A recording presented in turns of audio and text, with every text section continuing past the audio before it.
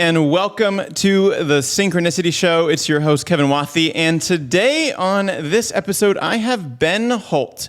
Ben is a medicine man, musician, filmmaker, and transformational retreat leader. He is the founder of Connect and Evolve, a transformational retreat and experience project utilizing modalities such as breathwork, yoga, hypnotherapy, NLP, meditation, and plant medicine with the intention to curate powerful awakenings and steward the new earth. Ben, my man, I'm stoked for this conversation based on the short conversation we just had before hopping on. Welcome to the show. How are you today?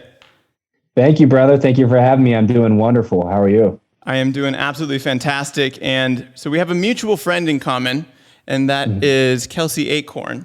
And she introduced me to you, a week ago? Just a week and a half ago? Something like that. And now we're chatting to dive into all things human optimization, plant medicine. I want to talk about the documentary you had created, and I feel like we have a lot in common, a lot more than we might actually think we do right now, and I'm excited to dive into it. But to start, and this came up in your bio, and you said to curate powerful awakenings and steward the new earth. I want to know what exactly that means to you and why those words specifically. Great first question. So, to curate powerful awakenings. So, in modern society, right, in the Western world, we get caught up in the process. We get caught up in the routine. We get caught up in just going about the motions, right? And I find that it's really, really powerful whenever you give somebody the opportunity to completely step away. And this is relating to something we were talking about before the podcast, but to step away, to have a completely fresh perspective, right? To totally step away from the life that they're experiencing right now. And people do this with vacation, right? People do this with vacation. And so basically what the retreats are providing people is the opportunity to have a very intentional, very powerful, very connecting, and very expansive vacation, right? So instead of going to Mexico and drinking margaritas on the beach for 2 weeks, right, you come to, say, Sedona or one of our retreats outside of the country, and you allow yourself to fully experience yourself, right? And we go through a process of decluttering the field around us. So all this information, social media, picking up the kids from school, deadlines, your divorce, like all the crap that's going on. While it's important and necessary to take care of it, it's really, really hard to do so without also taking a third person perspective, like a bird's eye view of your entire life. And so when people come into the retreats for a transformational experience, we just declutter the field and we take a step back and we take a bird's eye view of our existence, of our life. And from there, after decluttering the field, we move into an activation process. And so with this activation process, it's really getting to know, who am I, right? Who am I? Because you are not social media. You're not your deadlines at work. You're not your divorce. You're not your thoughts and emotions. There's something much greater within you that you are. And so utilizing different modalities that you were speaking of before, connecting to the tribe around you, connecting to nature, connecting to stillness and quiet, because so many people lack stillness and quiet in their lives.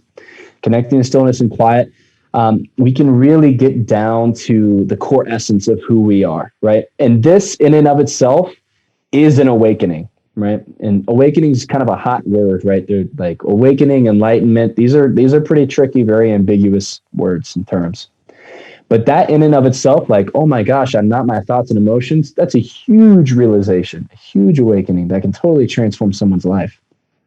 And it's easier to get to that point than many people would think.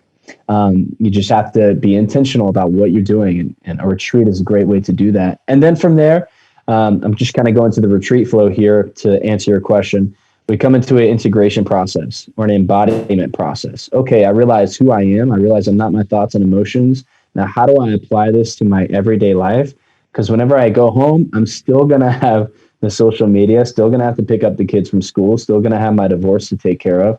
But how can I take care of these things and do these things in a really conscious and intentional way? And this is the process, I believe, of awakening.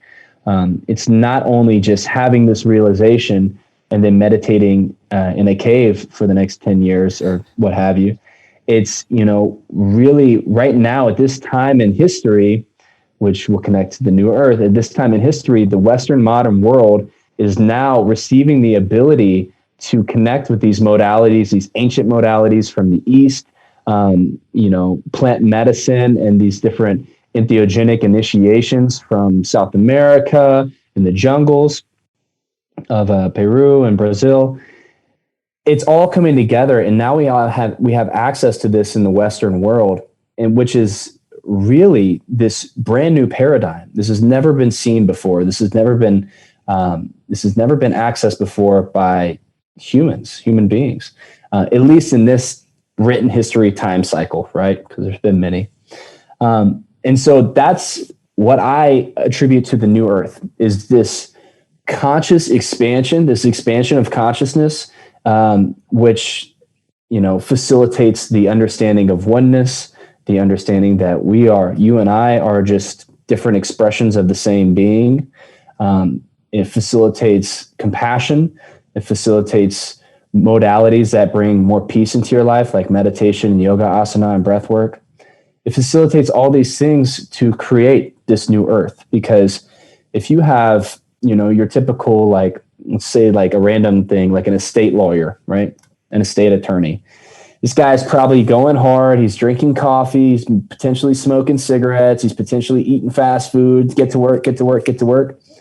You have somebody like that, an elementary school teacher, a doctor, Western medicine doctor, and even for example, a Baptist preacher, right?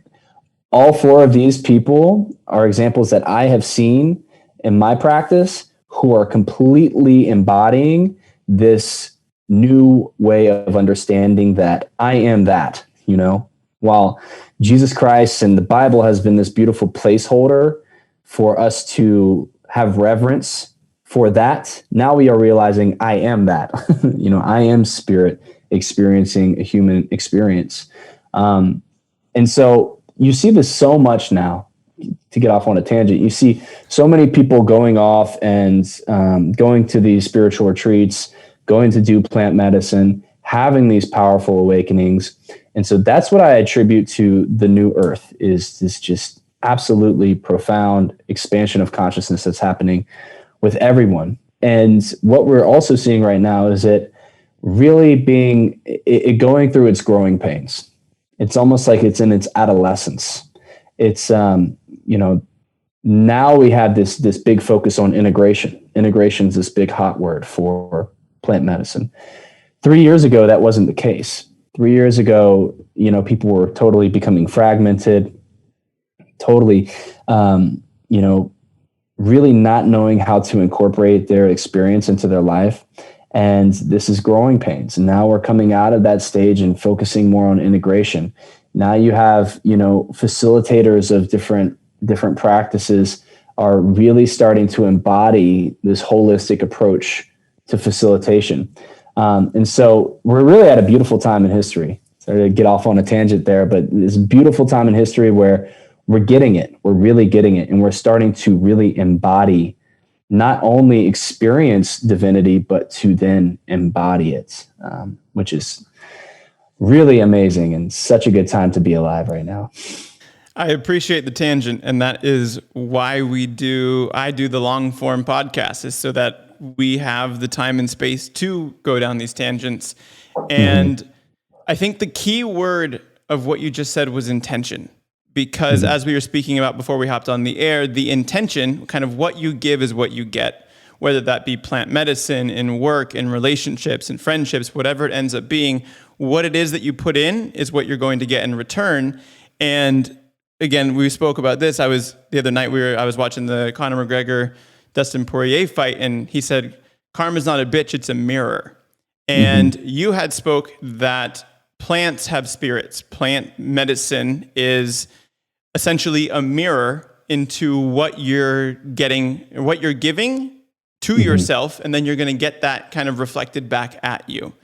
So I know you just facilitated a retreat in Sedona, Arizona with our mutual friend Kelsey, for BUFO or 5-MeO-DMT, which I don't know if there's a level before beginner on, but whatever that level is, that is my knowledge around that subject and surrounding that. So I would love to have you maybe educate me a little bit on the use of it, how it works, and if there is a goal or approach that you specifically approach this from or go towards when facilitating a retreat in that way. Yeah. So a lot of our retreats are about just sacred embodiment, right? They don't even incorporate plant medicine. And most of our retreats in the United States, whenever they're not under all the sovereignty laws and the trust laws and all that good stuff, where we have the ability to ethically and legally facilitate, are just those embodiment retreats, which is the one coming up in September. But it was a unique one that we had recently, and yeah, it just completely depends on the individual, right? One thing that we see a lot of right now, and this is back to the growing pains and being in the adolescence of this great awakening that's happening in the world. One thing that we see is a lot of facilitators and individuals giving all their power to plant medicine. So, for example, somebody has a really powerful awakening experience with plant medicine, and then they say, okay, it's all about the plant medicine. This plant medicine gave me this, right? It gave me this. When in reality, it's exactly what you said, that plant medicine is just a mirror. That plant medicine is just a reflection of your internal being.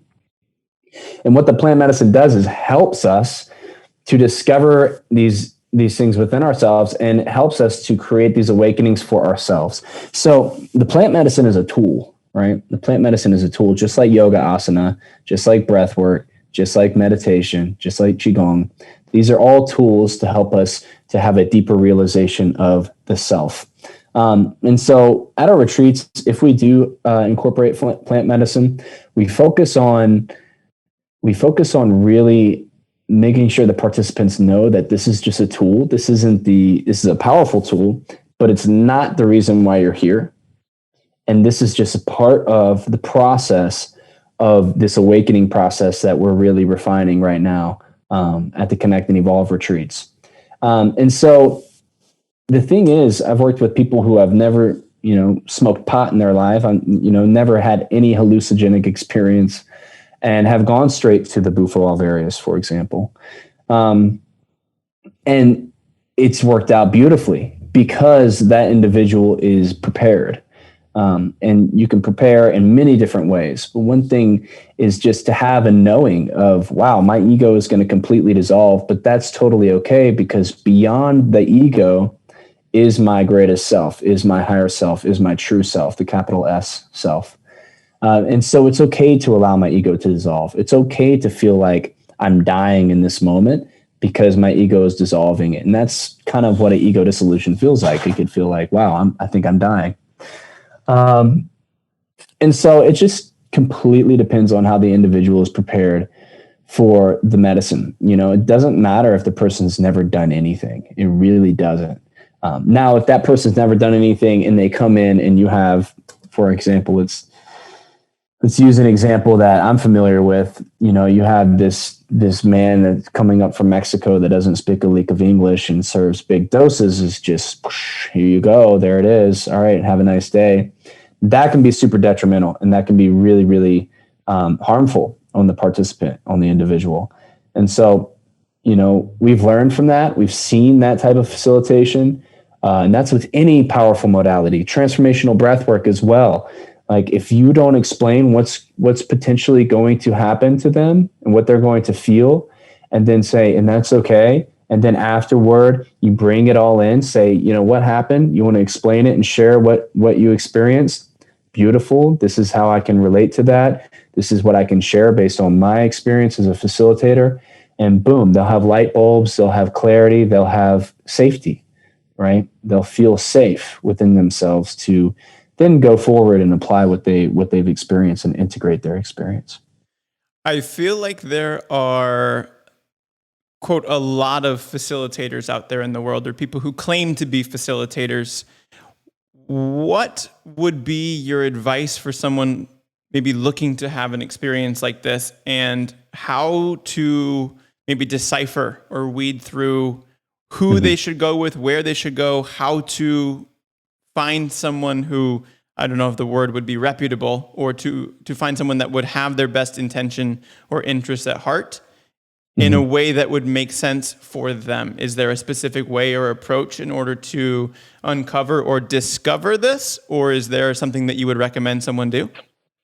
Yeah, I think that, just doing your due diligence and researching, like really researching and reading reviews, both researching with your mind and researching with your heart, like really feeling into say you're looking at a retreat center or a facilitator, really feeling into the energy of that retreat center or facilitator, really taking time to ask yourself, is this right for you? And ask your body, because your body automatically knows.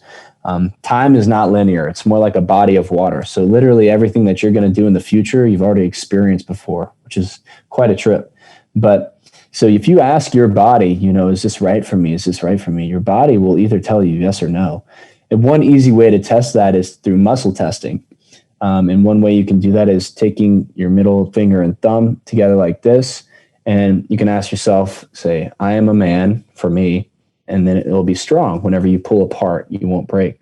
Say, I am a woman. And it usually pulls apart and breaks. And this is the same if we hold our arm out. I'm a man, very strong, resist. I'm a woman, It's really incredible how much your body is in tune with what you need in your life. So asking your body and doing due diligence, ayaadvisor.com is a good website. IntheoConnect.com is also another good website. There's a lot of information out there. It's best to also get on the phone with the retreat center or the facilitator once you have their number to really talk to them and feel them out. Like anybody that ever works with me talks to me first. We have a conversation. And making sure that person isn't, one important thing is making sure that person isn't very out there in the astral plane, right? Just completely and totally floating about in the cosmos. You want to make sure that your facilitator is grounded and strong in the container. And another thing that's important, if you're a woman and you're looking for facilitation, make sure that if you work with a man, that they also have a woman there. If you work with a man, they also have a woman there. This is really important for the balancing of energy, both for the feminine and masculine, but also there's way too many cases of sexual misconduct in this realm of work. And so just little things like that to apply and to remember and to, just to be conscientious of what you're doing, and taking the necessary steps to be very conscientious, because it could be the most powerful experience you've ever had in your life. I appreciate that. And thank you for offering I'll link to those websites that you talked about in the show notes for this episode. If you're listening at kevinwathey.com/podcast. But Ben, I want to backtrack a little bit to move forward, because you grew up in Louisiana, and this wasn't, correct me if I'm wrong, always the path that you thought you were going to take throughout your life. And again, correct me if I'm wrong, but I was told that you used to hunt alligators. So the question I have for you is what did you want to initially be when you grew up? That's brilliant. So I grew up on a hunting ranch in Louisiana, and my dad still has his hunting ranch. I still go there, and if it's necessary, I'll still hunt alligators. It's a dirty job, but alligator tastes like chicken, and it's pretty delicious. And I like adrenaline. I like riding dirt bikes and skydiving and stuff. So the alligator hunting is pretty up there when it comes to adrenaline. You're pulling up like a 10-foot lizard out of the water. It's pretty crazy. But I always thought that I was going to be a business person. Where I'm from, the entire focus is around money, and like that's the highest echelon of success is how much money you have. It's really sad to witness a place like that, to where just the energy is really distraught. It's really dissonant. And while Louisiana has this incredible culture and all this beauty as well, it really is. It's rough there. It is. And so I initially, right when I got out of college, I got this job as a salesperson, as a business development manager for this company called Wathey. And I finally had this opportunity to make some money, because in college I was always doing these entrepreneurial gigs that ended up not making much money. And so I just pulled doors and hustled and busted my ass until I actually made some money. And after that, I realized that while money was great, it didn't buy happiness, which I was really lucky to learn at a young age. And then from there, I ended up getting this opportunity. Once you make a certain amount of money, it's kind of raises your standard and your ability and your capacity to earn that amount. So that was a really great experience for me. Because it got me out of this poverty mindset, right? It got me out of this mindset of you have to work so hard to make just a little bit. And then from there, I was able to get this opportunity to make money online. And so I was working with these media companies, and we were creating articles. And I had 2 employees overseas, and we were just cranking out content constantly. And I would work 30 minutes every few days on my computer, and I was making great money. And so it was like I had reached this level of, wow, I can travel. I have total freedom. I have this beautiful girlfriend. I have, access to anything that I want. I was 24 and I still wasn't happy. And so I was like, well, I guess I'll just travel more. Hopefully that makes me happy. And so I traveled some more and did this and did that. Went to Columbia, started a little film business, was starting to become more creative and express my creativity. And after that, I came back. I still wasn't happy. And I came back to the United States for a wedding. And I was at my buddy's wedding, and the wedding was over and it was great. And I was planning on going back to Columbia to just live in a penthouse and be a baller and, be a expat gringo in Columbia. Do that thing. And I realized, I was like, man, why do I feel like I need to stay in the United States? I'm not too sure why, but something is calling me it's telling me to stay here. And my buddy said, well, maybe you should go to New York and do Buffo. And so I was like, that's a cool idea. And so I booked a ticket for that weekend, not knowing anything about it, go up to New York. I had the experience. It was incredible. And I thought that, just from that experience, the whole takeaway was, if my consciousness can go that far and then come back, anything is possible, which is very expanding and very, opens your capacity so much. But what I didn't realize was that wasn't the end of my experience. And so 5 days later, as I'm super energetically sensitive, my nervous system is like the nervous system of a horse, they're super sensitive. I was sitting on Lake Austin on the dock at my friend's lake house and meditating. I was just going out in the morning, meditating and just being in stillness, integrating before we knew what integration was, right? And I had this really incredible jolt go through my body. And I was like, whoa, what was that? And I pulled my bandana up over my eyes, and I could see the geometry behind all of the nature in front of me. And I had this incredible supersonic hearing experience. And every one of my senses was just heightened to this incredible extreme. And I had this profound feeling of ecstasy in my body and this deep, deep connection to spirit and myself. And sitting in stillness, complete and total stillness, felt like the greatest thing that I've ever experienced. And mind you, I didn't have a rigid meditation practice. I didn't have a rigid yoga practice. Like, I wasn't practicing every day. I was just literally chilling at my buddy's lake house. And at the time I didn't know what this was, but I was that way for hours and hours and hours and hours, just sitting in stillness. And I had a banana, I had one of these, and a feather with me. And they became the most fascinating creations, aspects of creation that I had ever experienced in my entire life. The feather was just absolutely perfect. And I actually have a feather tattoo here now from that experience. And the banana I was the banana. so people that have heard of experiences like this, it's called full kappa samadhi or nir kappa samadhi, however you perceive samadhi.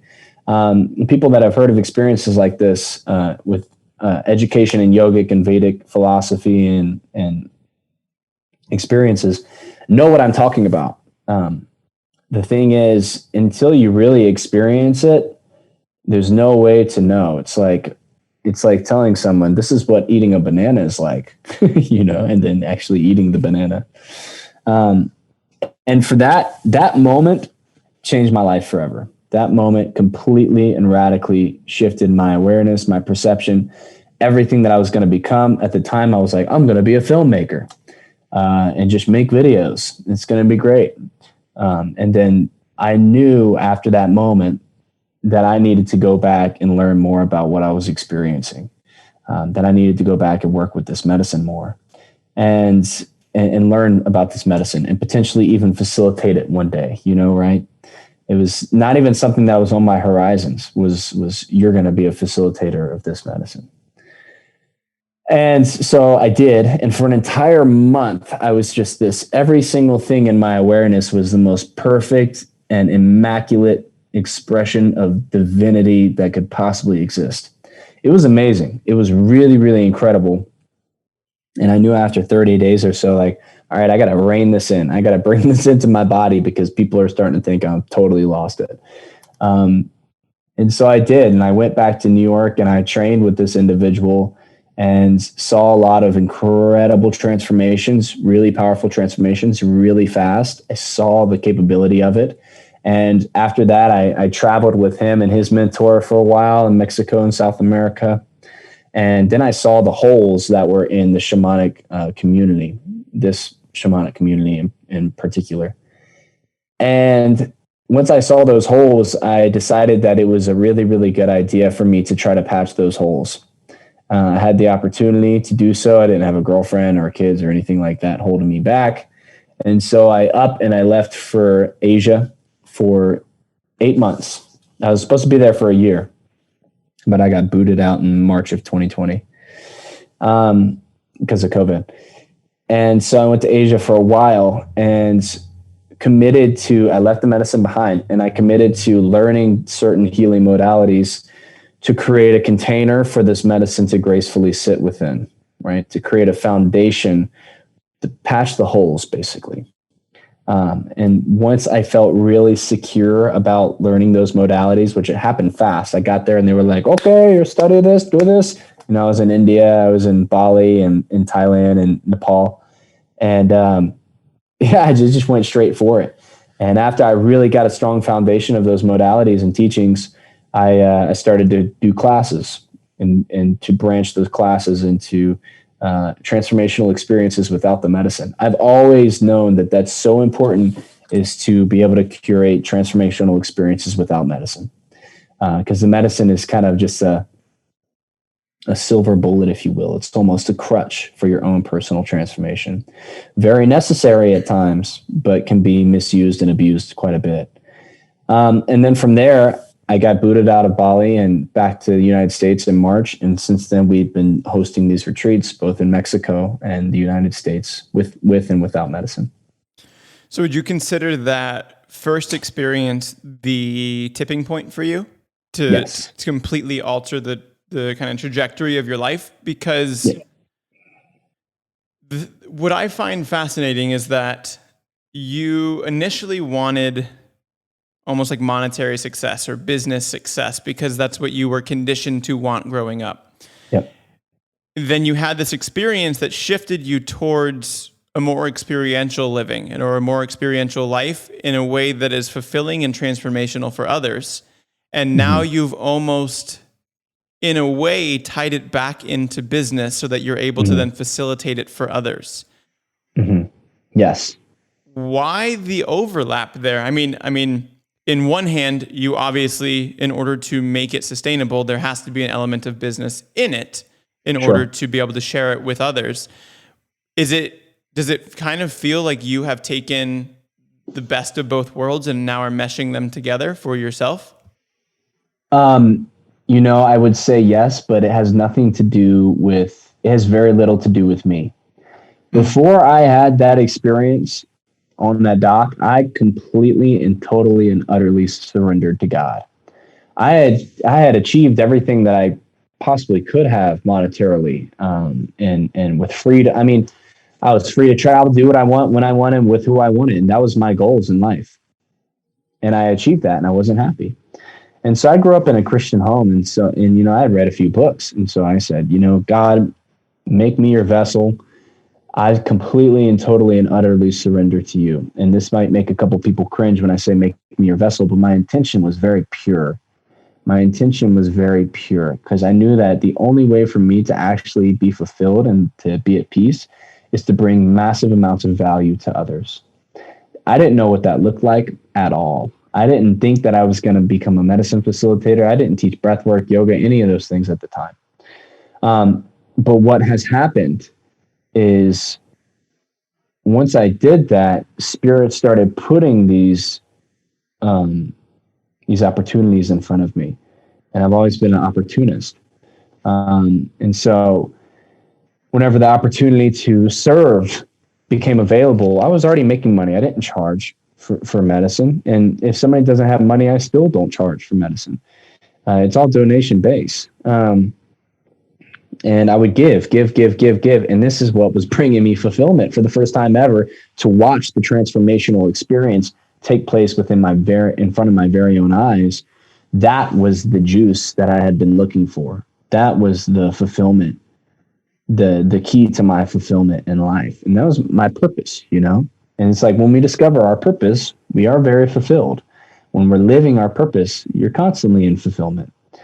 And then since then, it's just naturally happened to where, you have your first retreat and it's a little wonky and you make a few $100 and it's like, oh shit. Okay. We got to figure out a way to do this sustainably. And so since then 15 retreats later, we have figured it out, and I have figured it out for the most part to where it creates sustainability for me, or I can make a good living. I'm not making $500,000 a year by any means, not even a quarter, by any means, but it's enough for me to be financially sustained.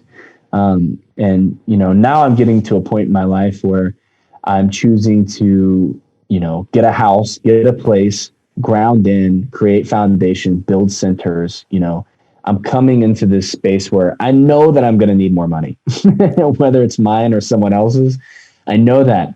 With me, man, I have never been the person to say, all right, I need this much money. Let me write down how much I have to work. Let me go do. It's just not my style. I've been very blessed to have people in my life that it is their style. But I set the intention to say, God, source, Spirit, this is what I'm choosing because I feel called to choose this because of our connection. And so this is what I'm to do. Provide the abundance necessary to do it. Provide the abundance necessary to do it. And every single time it's provided. And if it's not provided, then that's not what I'm supposed to be doing. And I have to be prepared and ready. And we all have to be prepared and ready to completely surrender what we think that we need. Because that lesson was very, very experiential for me, because I thought that I wanted to do this. And what God said was, nah, bigger. Way, way, way bigger. You have no idea how big and bold the story I have written for you is. And every day I just wake up and I'm grateful, but every day I say, give me the strength, give me the courage, give me the tenacity to live this story that I've been provided, because it's not one that's for the faint of heart. It's really not. It comes with its risks. It comes with its shadows. It comes with deep, deep accountability for your being. You know, I cannot stray from this path. Like, it's not something that's just available. Like, oh, I can just go be a business person again. Like, that's not how it works. Once you are locked in to your path, you're fucking there. And whether you want to be there on some days or not, you're there. You got to show up for that or you'll be miserable. I mean, trust me, I've tried. And so, yeah, so it's more of a surrendering to what's happening instead of, okay, all right, we got medicine, we got business. How do we mush them together? It just naturally happened. And life naturally happens all the time. And it's kind of this product of our thinking mind, of our problem solving mind in the West, to think that we have to make life happen. We have to be a human doer, right? And really, we're human beings. We're not human doings. And so life happens for us all the time. We just have to be in that space to receive, right? And to do the healing necessary to become that mirror, so that what life reflects back to us is beauty, because you've done the shadow work, you've walked through the trenches of hell.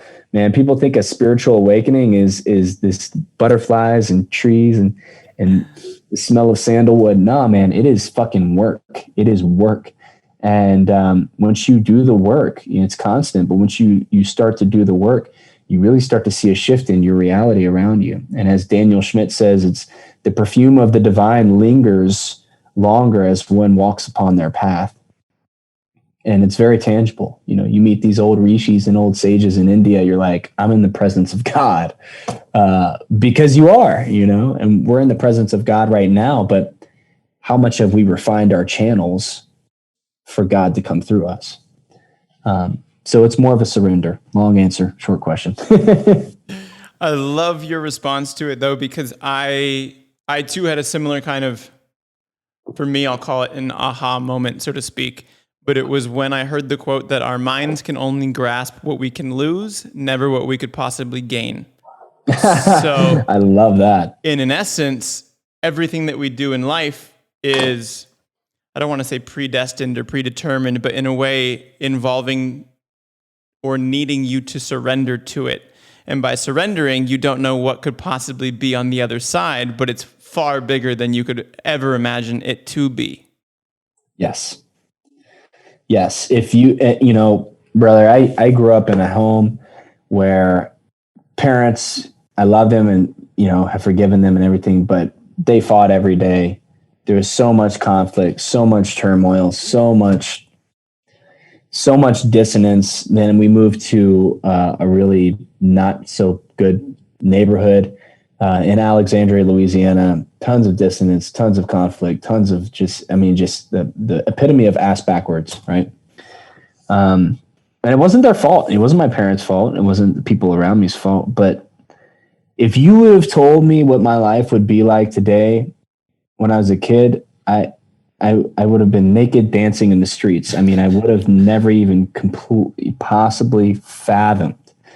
And Facebook is constantly, I actually posted something the other day. Facebook constantly reminds me of how much growth has taken place in my life from my post from 10 years ago. Oh my gosh. I think the exact quote that I put on my Facebook post was, when life gives you lemons, throw them bitches back and ask for peaches. Like, yeah, the amount of growth and that can take place in somebody's life is just absolutely incredible. And I feel like Spirit always plays these little pranks on me, showing me like, it showed me the complete contrast of dark and light.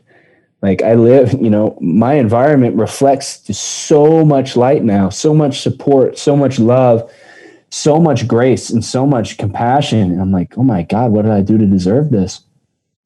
And I think I'm like, well, I did a few things to deserve this. Like, I've done the work to deserve this. And it really comes down to surrendering to that aspect of the self, the great self, getting out of your own way, and life will start to just be so much more of a beautiful experience. It'll be so much more of a journey. It'll have its ups and downs, but the downs are so much more when you give yourself the ability to feel the downs and to just experience them fully, next thing you know, they're gone. It's like, whoa, okay.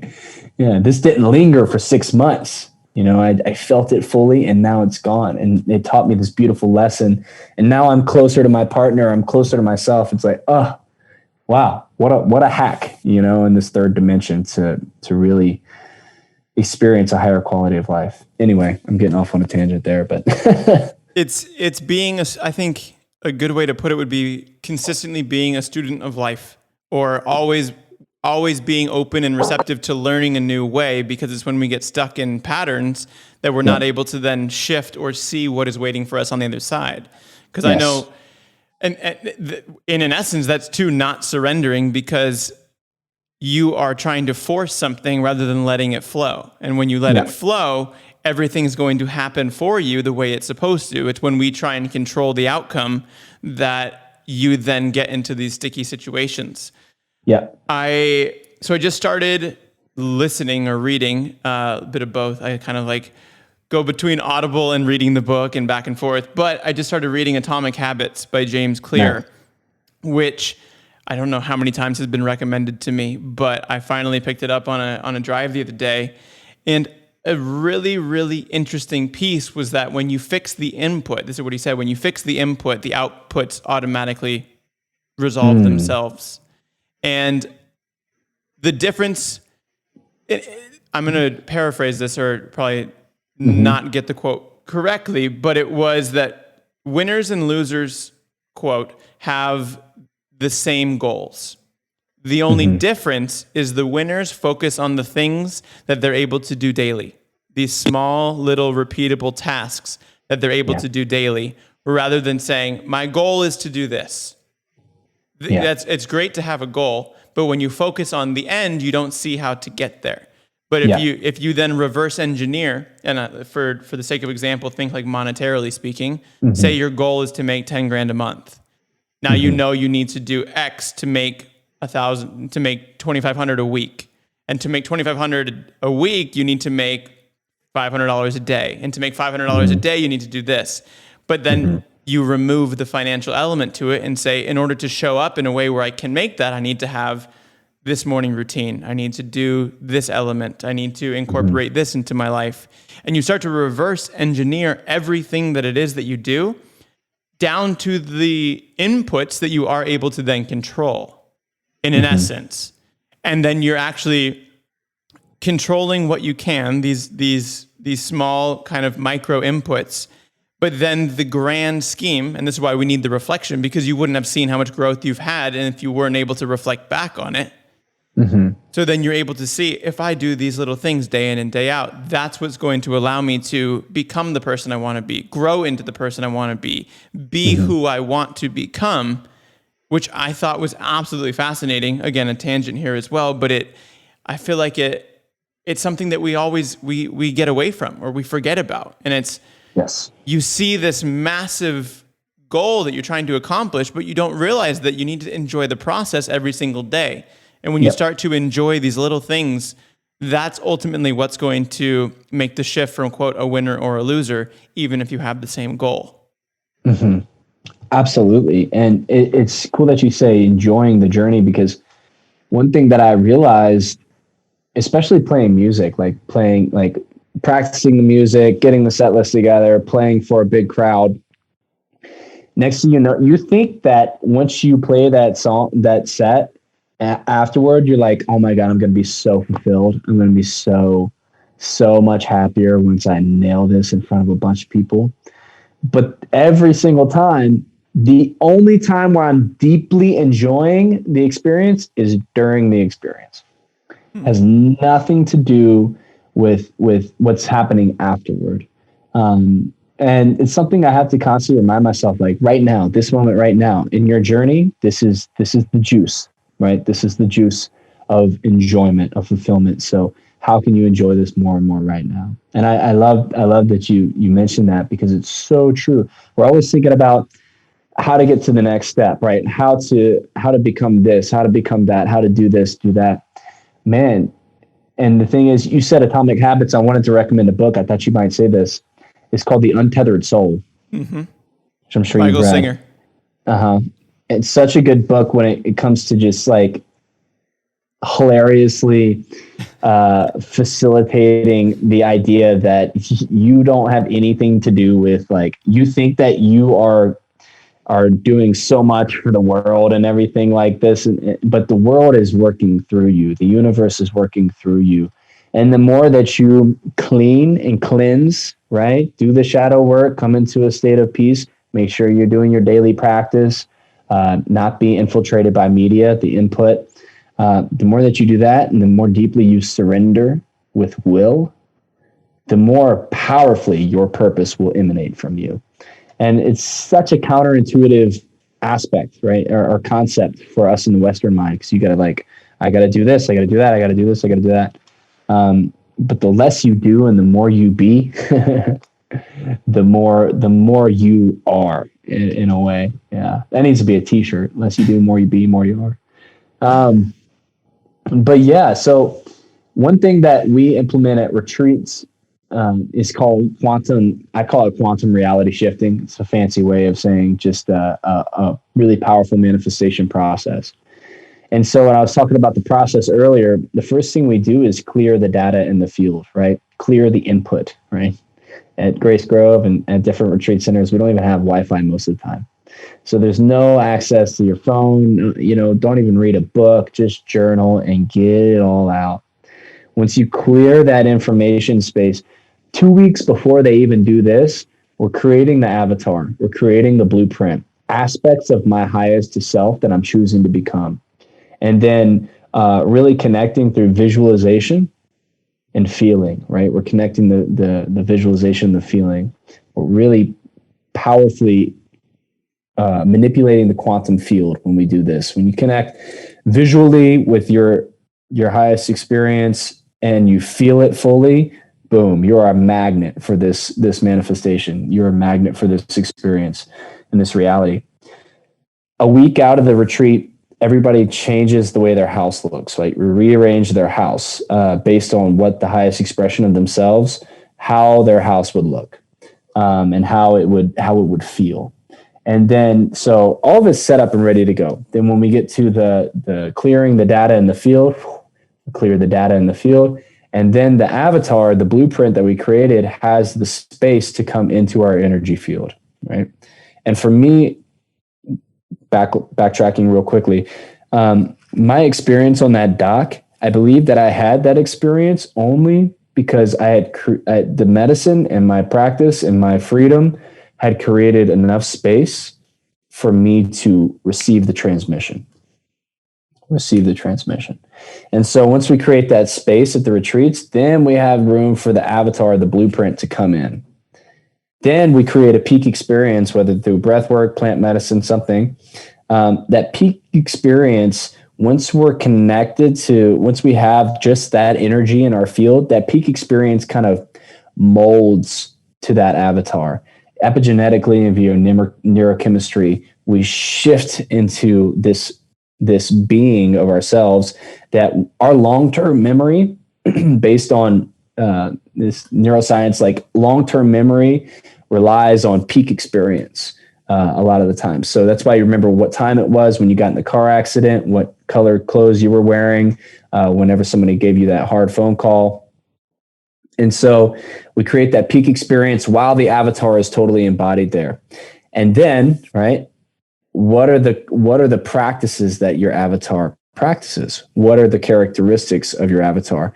And so when we mold that peak experience in, what do we do from there? And so it's kind of taking the process of taking the daily practices, and but first it's creating this essence. It's kind of doing it backwards.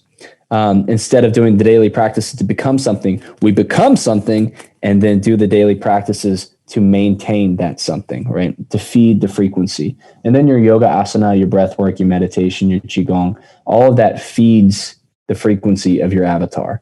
And you can choose what works best for you. But yeah, so I was just thinking how what we're doing right now is kind of that process, but backwards. and it's been really working well. It's fascinating the way that you paint the picture of how each step leads into the next, but then almost like reverse engineers what it is that you're trying to do as well. I want to shift gears, not slightly, but it's because you had spoke a little bit about music previously. And I know the retreats are a big element of your life, but I know music is also a very big element.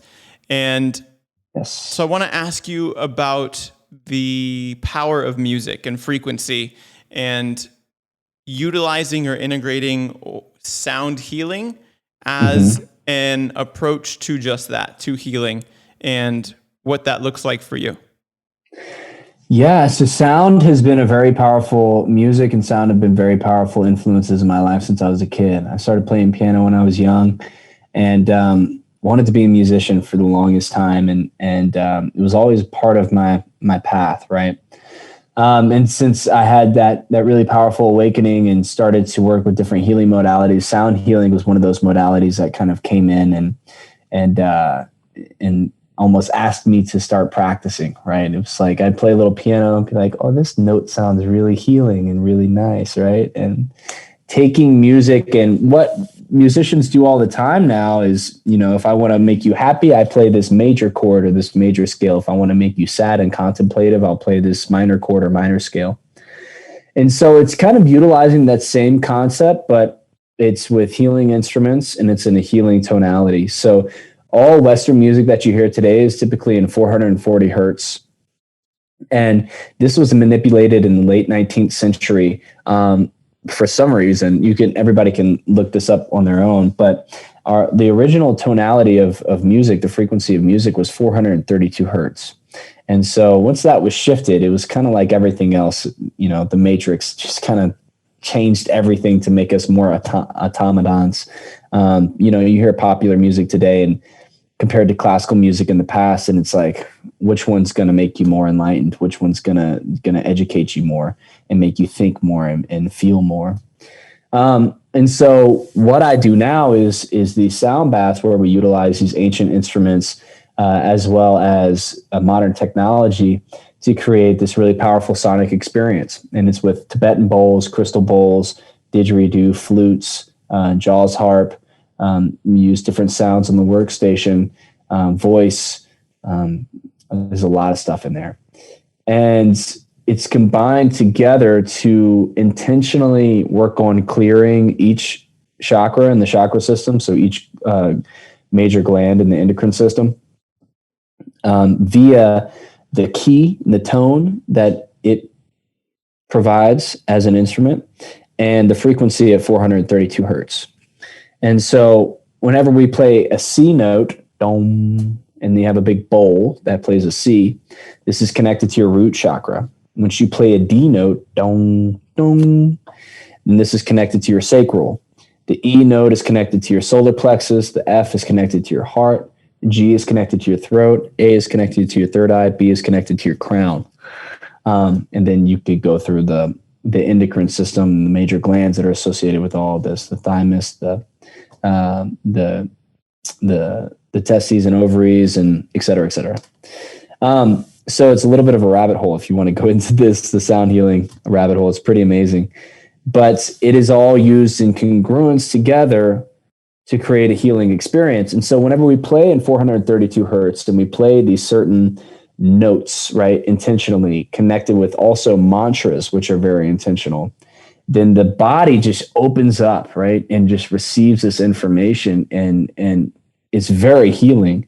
And there's actually a really cool study done by, I might butcher his name, but this Japanese doctor or scientist named Dr. Emoto, who he took water, little droplets of water, and played different tones and different music, and looked at how the water would respond to the tones and the music. And when he played like death metal, right, the water droplet would become super fragmented and really dissonant. But when he played classical music like Beethoven and healing tonalities, then it would become this beautiful, like crystalline structure.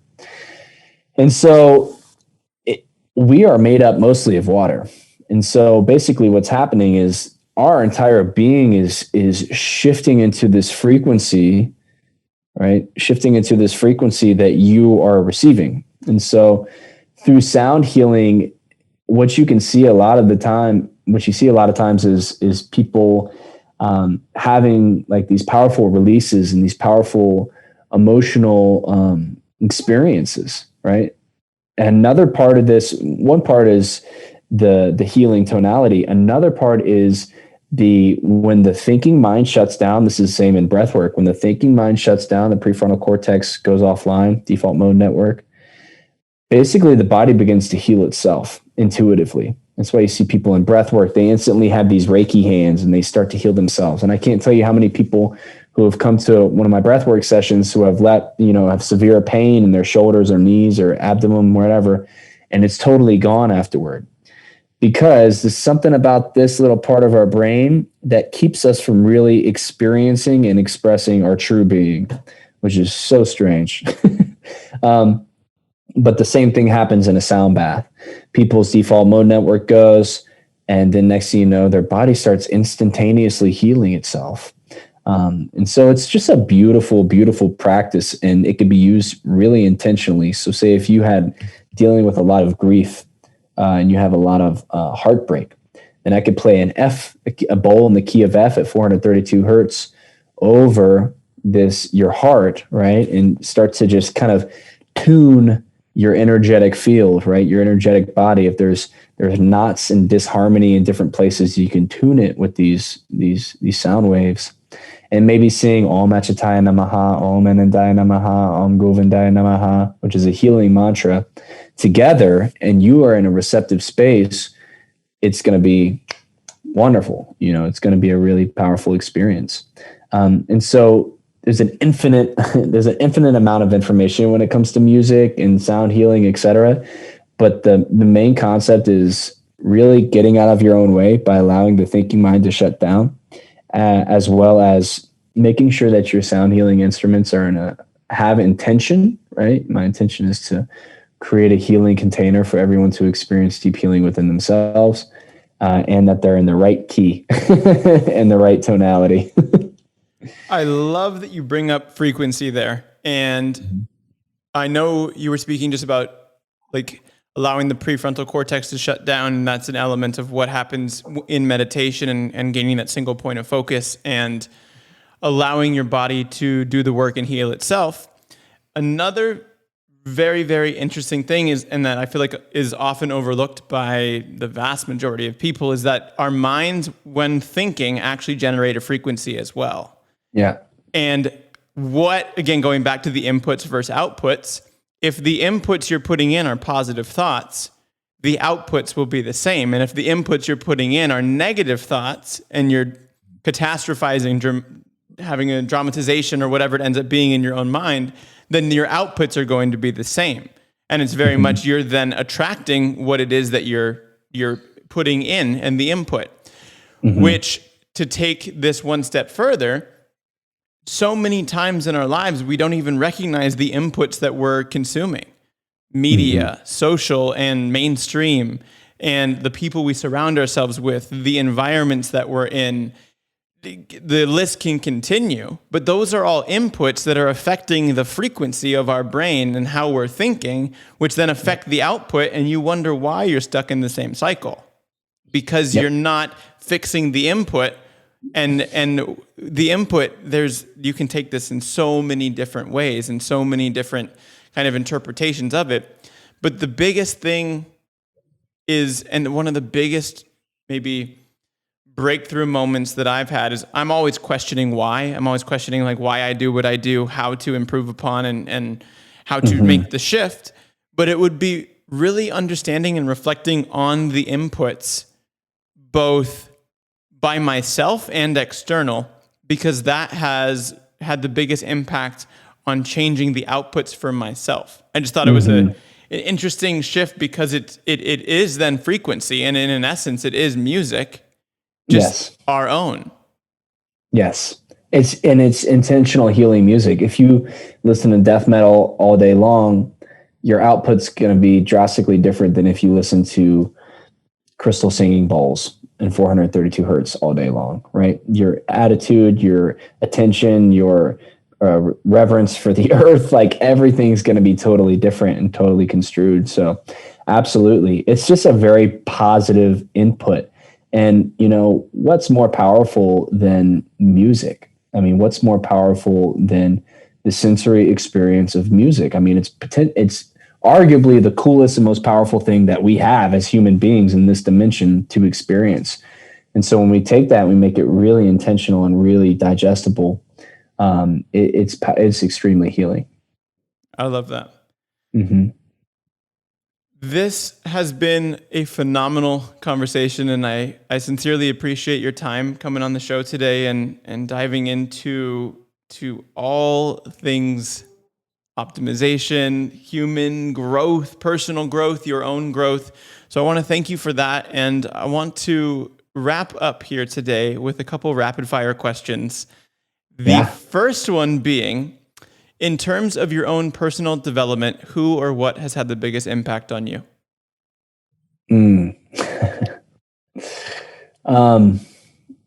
Wow.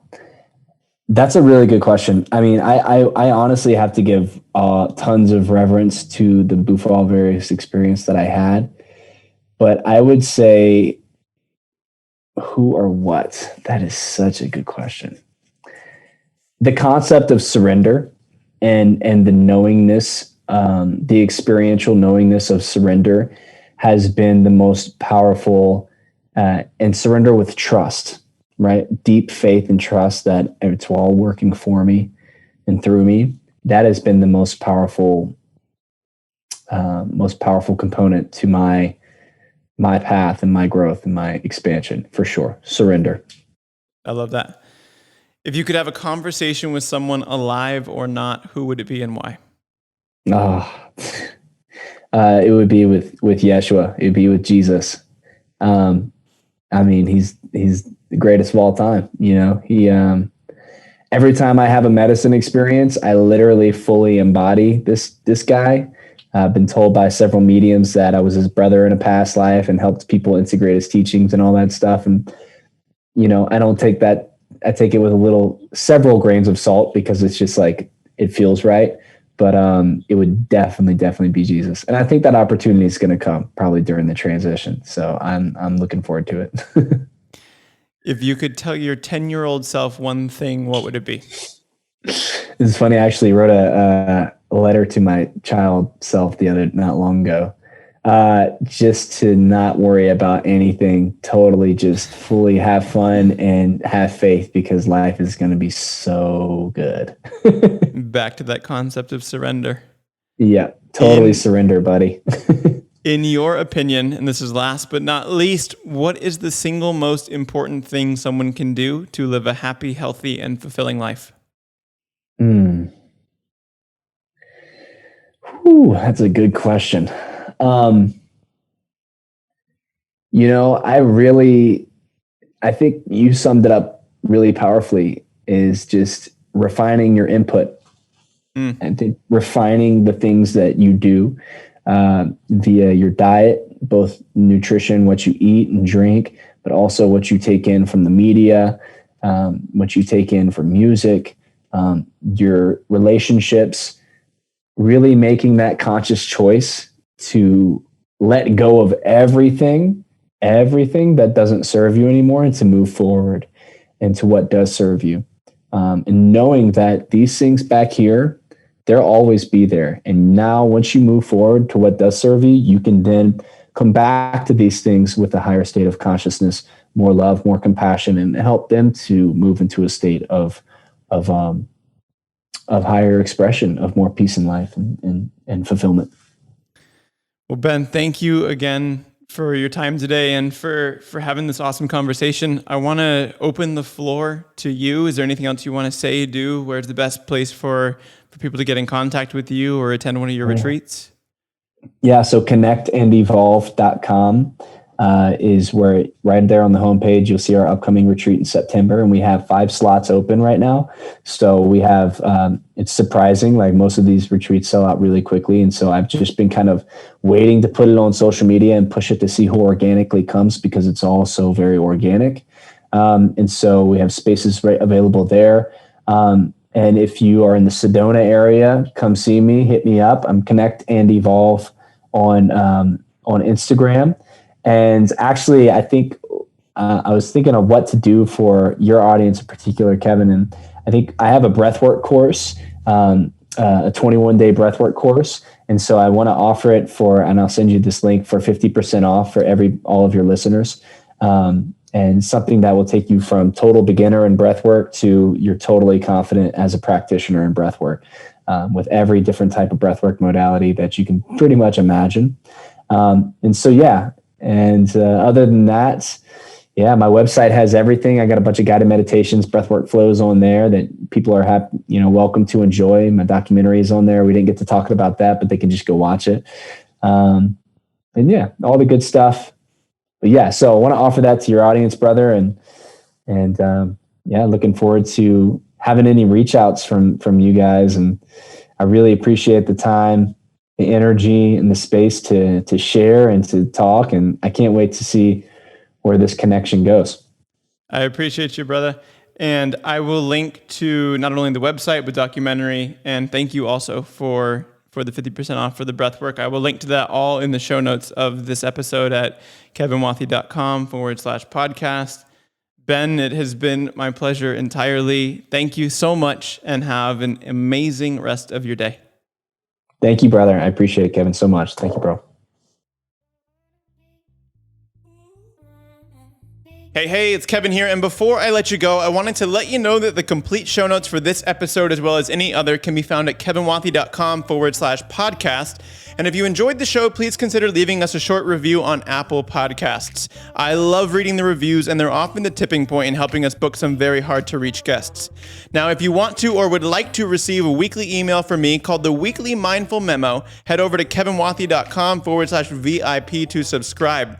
By signing up, you'll receive exclusive behind-the-scenes access and be the first to know about upcoming episodes, retreats, and more direct to your inbox. Again, you can sign up to receive the weekly Mindful Memo by going to kevinwathey.com/VIP. Thank you for listening. Much love, and have a wonderful rest of your day.